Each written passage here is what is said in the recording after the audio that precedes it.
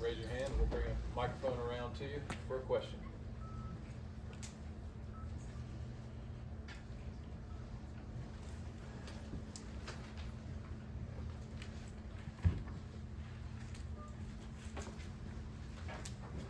Malaki was talking about, he hasn't been thrilled with the red zone defense for y'all to a couple games. Just from your perspective, what do y'all need to do better down there to hold opponents to field goals rather than touchdowns? I think the biggest part is just communication from the whole defense. Everybody being on the same page. So we're moving as one unit instead of a bunch of individuals. And I think if we can all get on the same page and just communicate a lot better, then that'll have a big part in it.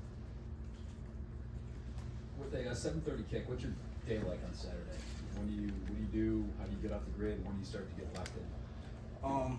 I haven't had a 7:30 kick since high school, so it's gonna be a new adjustment for me. But I'm gonna try to treat like the 6:30 kickoff that we had not too long ago, and just go about my day.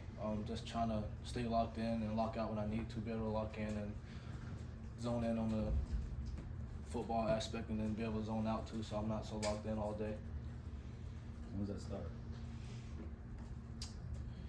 Probably when I wake up, just being at breakfast with the guys, just talking, starting off with a good morning, just being able to start off on a good day.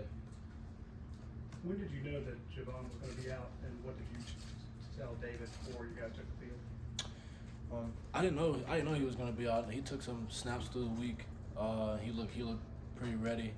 I didn't know he was going to be out till warm-ups. I saw him. He was moving around. He didn't feel too good. And then when I knew he was going to be out, I went over and told David, just be who you are. You put all this work in to be here. You wouldn't be playing today if you weren't ready to play. So I just told him just to be who you are. You don't have to be anybody special to be who you are. You're a great player. Just have confidence in yourself, and everybody believes in you. So just go out there and do what everybody knows you can do. I know that Coach Smart was saying a lot at halftime to just stay composed. What about amongst the DBs with Coach Brown and just amongst you guys? What was the communication like in the halftime locker room?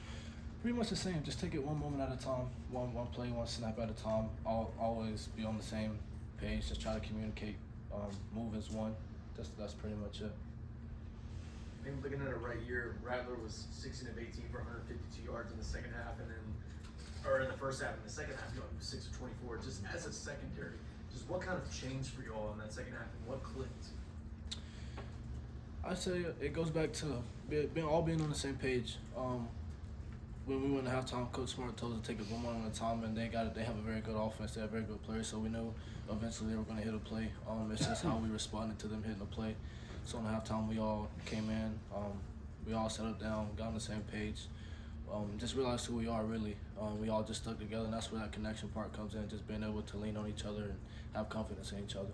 What did you think of Dan's pick? It was awesome. Just to see Dan go out there and just show everybody what he can do. Him covering so much ground, because that was a lot of ground to cover on that pick. So just him being out there, and it was a long drive, so for him to make that play was huge, so he can go off the field and put the offense back on the field. Malaki, you've been here a short time, but you've already seen a lot of really elite quarterback play. Where would you stack Rattler up with individually? And I know the team has a lot to do. Where would you stack Rattler up individually? And then if you could just talk about, the difference, between that South Carolina game last year and this year. I mean, just the striking in terms of how you guys play. He's definitely up there. Very talented, very smart. Has an incredible arm. So just to be able to play against him and know what he can do, it's always a challenge that I look forward to. Like I say, he's a great quarterback, great leader of his team, so just being able to go out there and compete with him is awesome. And I'd say the difference between this year and last year, we just said we kind of got off to a slow start on both sides, whereas last year we just kind of came out the gate. And that's something that can easily be fixed. Nothing to worry about, nothing to panic. I have 100% confidence on both sides of the ball, so I say that's probably it. When we spoke to Coach Smart last week, he mentioned that watching your game against South Carolina last year, and watching you now, he could tell that there was a little bit of nervousness on your freshman tape. I'm curious if you feel a difference in just obviously your confidence level, but did you think you were nervous at all last year? I wouldn't say nervous. I'd say more of just trying to get adjusted. Because I always had that confidence in myself that I could go out there and play with the best of the best. If I couldn't, I wouldn't be here. So I always had that confidence. So just being able to, and it also plays into like me learning more about the defense and building that connection with guys, because I came in last year with a whole new group of guys. I had no idea who they were. So we created that bond, and then this year, we're so tight. We were last year too, but just having that confidence and knowing like my job and my assignment and other people's job has helped me just relax more. Yeah, just what have you seen from Ra Thomas in practice in recent weeks? It seems like he's getting more and more comfortable within this offense. Yeah, he's one of our elite wide receivers. What he does is it's amazing. He's very competitive. He can go up and get the ball. So just to see him get better week by week, day by day, and him being able to showcase his talents, it's just awesome to see, because I see him put in the work every day throughout the week. So just him being able to go out there and just show what he can do.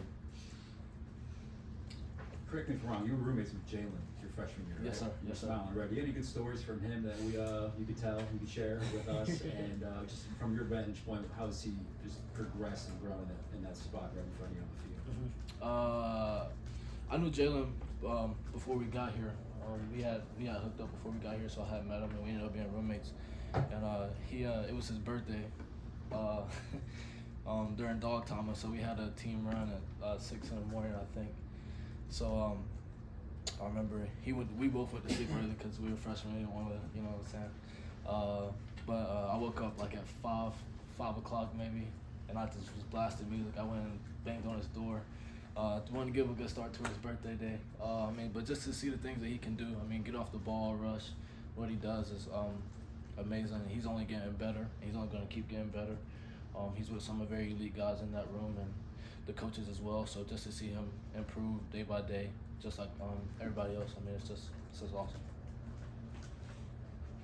Hi, UAB had a disappointing game this weekend, losing to Louisiana 21-41. How do you deal with a team that may feel like they have something to prove? I'd say just still focus on us. They have a very good team. I'm pretty sure they're not satisfied with how they played last Saturday.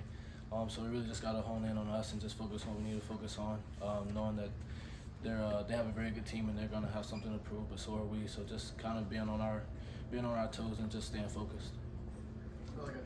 Kirby talks, and we talk to a lot of players, those goal sessions and their why, but just kind of simply, what's your why and what kind of powers you to do what you do on Saturdays? I say school sessions play like a very huge part in what we do here. I take it very seriously, and I think everybody else does, and I think that's what makes us a little different.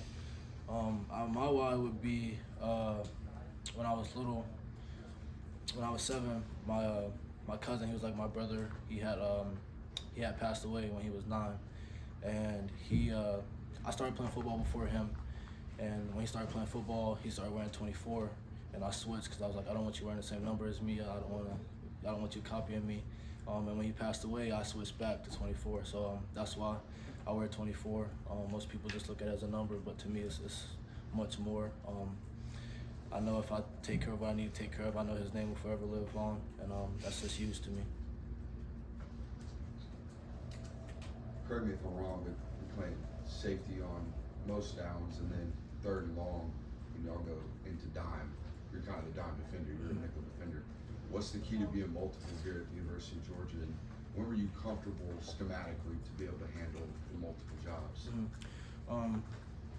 I say just being able to move around only helps the team out. When I first got here, they put me in different positions, and we rotate a lot during practice. Me, Taki, Bull, David, Dan, we all rotate. So just being able to play those positions and just taking those reps in practice, the amount of reps you get builds your confidence, and also going against the guys that I go against every day helps me with my confidence. So I'd say I kind of always knew I could do it. I'm just very blessed to be in that position where we can all move around and be in different spots. Got time for 2 more questions? Do you mind sharing your cousin's name and how old were you at that time and what happened to you? Keon.